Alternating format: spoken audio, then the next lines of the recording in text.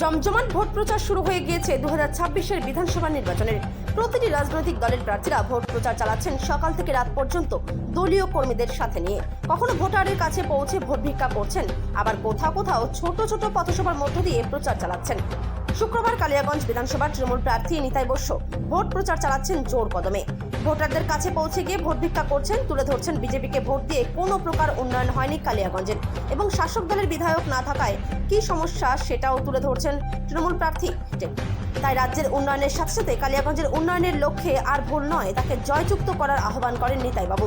তিনি এদিন কালিয়াগঞ্জ ব্লকের ধনকৈল অঞ্চলের বিভিন্ন গ্রামে কোথাও পথসভা আবার কোথাও পায়ে হেঁটে ভোট প্রচার চালান। কালিয়াগঞ্জ থেকে অনুপ জয়সওয়ালের রিপোর্ট, বিগ নিউজ বাংলা।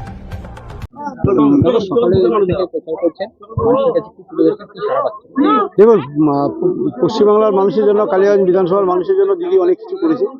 সেগুলোই শুধু মানুষের কাছে বলছি এবং তাদের কাছে অবগত করাচ্ছি যে আপনারা সাথে পাশে থাকুন। দিদি আমাদের অনেক কিছু দিয়েছে এবং তার বাইরে আমাদের আরও কিছু কাজ বাকি রয়েছে। হসপিটালটা নিয়ে কাজ বাকি আছে, ইলেকট্রিসিটি নিয়ে সমস্যা রয়েছে, আমাদের এখানে ছোট ছোট কিছু শিল্পের পরিকাঠামো তৈরি করার ব্যাপার আছে।